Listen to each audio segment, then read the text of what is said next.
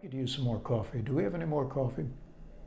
Hi, I'm Damon DeMarco for CreateX3.com, and this is part 2 on how to change the platen and feed rollers in a Smith-Corona Skyriter. My machine, if you saw in the first video, is a 1950 machine.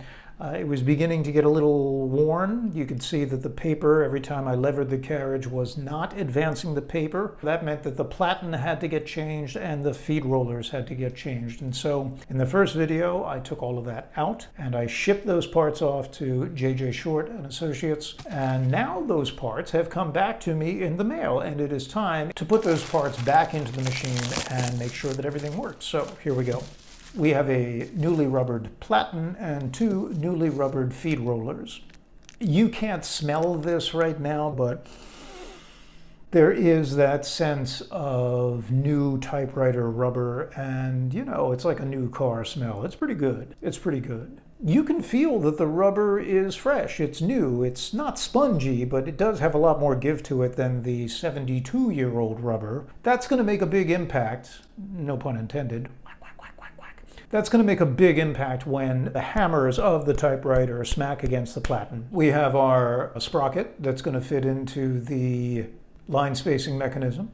Just slide the sprocket right back into that end of the platen. You'll know which end of the platen it is. It's the only one that it fits into. Line up the screw holes with the eyes in the sprocket. Insert the screws. Put them in just up to finger tightness. And using a flathead screwdriver, just get them so that they're seated again. Then do the other end. Again, line up the cap with the screw holes, insert your screws, and using your screwdriver, drive them home.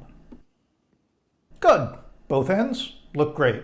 Put the washer back on the sprocket end, and now we're ready to try and reinsert both the feed rollers into the feed roller pan and the platen into the machine. Here is the feed roller pan. If you remember from last time, I put tape on the ends, the 2 ends that I levered up with my flathead screwdriver so that I could remove the feed rollers. Now I'm going to put the new rollers back in and lever those little tabs down. With both feed rollers inserted, they spin very freely.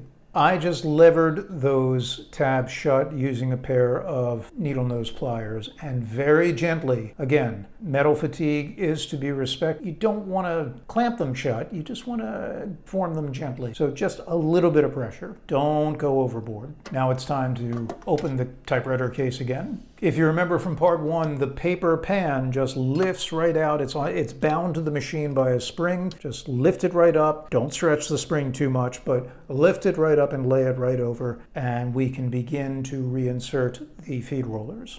Again, as you saw in part 1, the feed roller pan, that silver part that the feed rollers lie in, they're connected in, only has one post that goes through a hole in the brown paper pan. So all you really have to do is slip that back in there, make sure that that stud goes into the hole, and then gently lower the paper pan, and you'll see that in just a second. Once the feed roller pan is in, check it to make sure that it has not only the ability for the rollers to roll, that's the whole point of them being there, but there should be a little bit of play in that pan. Now we have to sort of lift the paper pan, the brown paper pan, back into position. Again, don't put too much tension on that spring, but lift it into position. You're going to see 2, I'm going to call them fixtures, on either side of the paper pan. And what they are is these little tabs, one on the left, one on the right, and they insert themselves into these V joints or U joints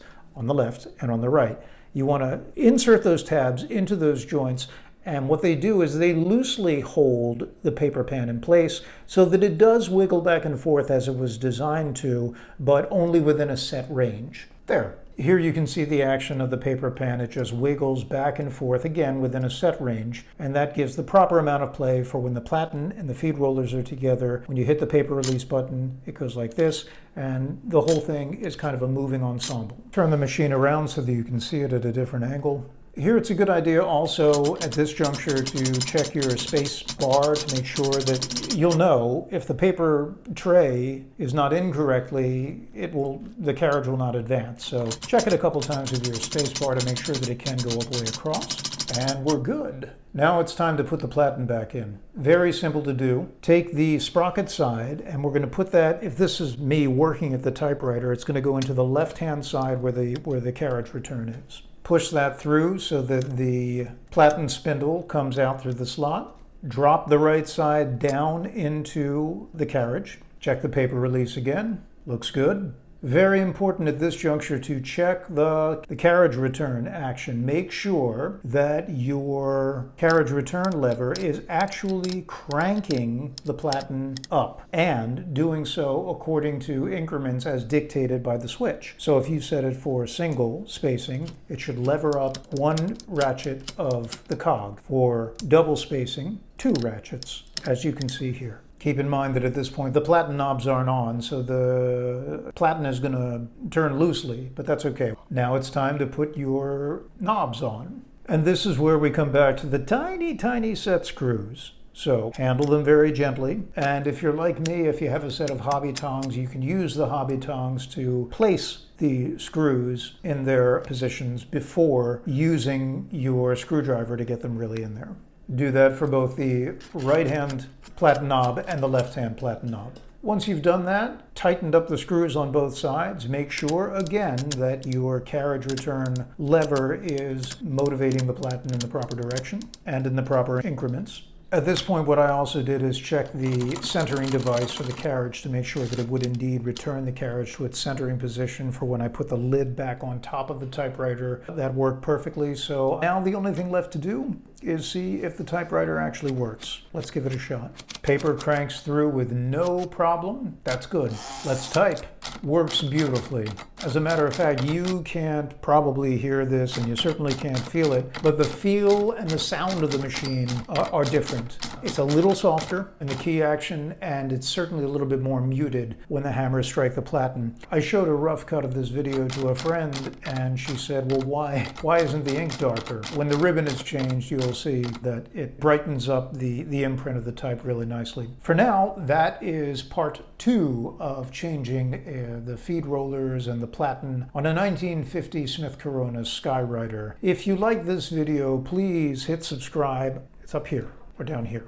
And if there's a bell, ring the bell. They keep telling me about the bell, and I'm like, I don't know, the bell. Thank you for watching. I'm Damon DeMarco for CreateX3.com. Stay happy, stay healthy, and stay creative. Yes, you. I'm talking to you. You. Do it.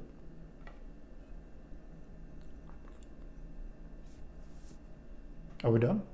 Good.